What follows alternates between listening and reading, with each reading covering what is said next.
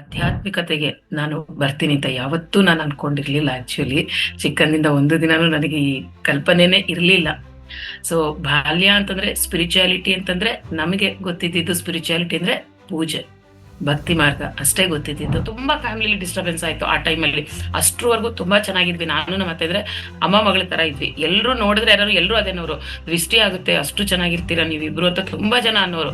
Sir ನಮ್ಮ ಹತ್ರ ಬರ್ತಾ ಇದ್ರೆ ಎಲ್ರಿಗೂ ಸೆಕೆಂಡ್ ಕೊಡ್ತಾ ಇದ್ರೆ ನನ್ ಮಗಳಲ್ಲಿಲ್ಲ, ಇವಳು ಎಲ್ಲೋ ಹೋಗ್ಬಿಟ್ಲು, ಸರ್ ಸೆಕೆಂಡ್ ಮಿಸ್ ಆಗ್ಬಿಡುತ್ತಲ್ಲ ಅಂತಂದ್ಬಿಟ್ಟು ಇನ್ನೊಂದ್ 4-5 ಜನ, ಇನ್ನೊಂದ್ 10 ಜನ ಇದ್ರು ನನ್ನ ಹತ್ರ ಬರಕ್ಕೆ.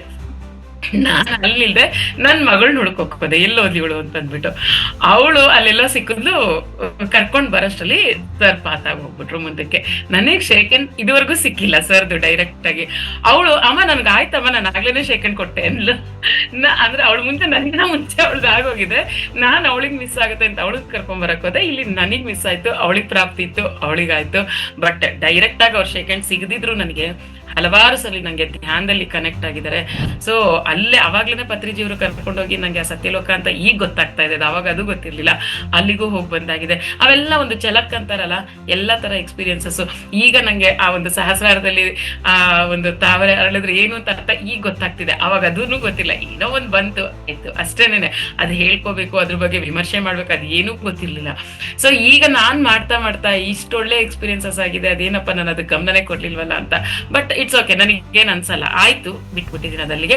ಬಟ್ ನನ್ನ ಕೇಳಿದರೆ ಆ ಎಕ್ಸ್ಪೀರಿಯನ್ಸ್ಗೆ ನಾನು ಒಳಗಿಂದ ಇನ್ನರ್ ಟ್ರಾನ್ಸ್ಫಾರ್ಮೇಶನ್ ಏನಾಗುತ್ತಲ್ಲ ಅದು ತುಂಬಾನೇ ಮುಖ್ಯ ಅಂತ ನನಗನ್ಸುತ್ತೆ. ನಾನು ಎಲ್ರಿಗೂ ಹೇಳೋದೇ, ಯಾವಾಗ ಇನ್ನರ್ ಟ್ರಾನ್ಸ್ಫಾರ್ಮೇಶನ್ ಅನ್ನೋದಾಗುತ್ತೋ ಏನಾಗ್ಬೇಕೋ ಅದು ನಡೀತಾನೆ ಇರುತ್ತೆ ಅಲ್ಲಿ. ಅದು ಆ ಅನುಭವ ಬಂತು ಅಂದ್ರೆ ನಿಜವಾಗ್ಲೂ ಇಡೀ ಮೈ ಅಷ್ಟು ಒಂದು ವೈಬ್ರೇಷನ್ಸು ಕೆಳಗಡೆಯಿಂದ ಒಂದು ಕರೆಂಟ್ ಪಾಸ್ ಆಗಿದ್ದು ಹೆಂಗಿತ್ತು ಅಂತಂದ್ರೆ ಫುಲ್ ಆ ನಾಡಿ ಮಂಡಲ ನಾನು ನೋಡ್ಬಿಟ್ಟೆ. ಆ ತರ ಒಂದು ಸಿಲ್ವರ್ ಕಲರ್ ಬ್ಲೂಯಿಶ್ ಆ ಒಂದು ಶೈನಿಂಗ್ ಅದು ನನ್ನ ಇಮ್ಯಾಜಿನೇಷನ್ ಆಗಿ ಸಾಧ್ಯನೇ ಇಲ್ಲ. ಯಾಕೆಂದ್ರೆ ನಾನು ಅದ್ರ ಬಗ್ಗೆ ಯೋಚನೆನೂ ಮಾಡಿರ್ಲಿಲ್ಲ, ಜಸ್ಟ್ ಸುಮ್ಮನೆ ನಾನು ಮಲಗಿದ್ದು.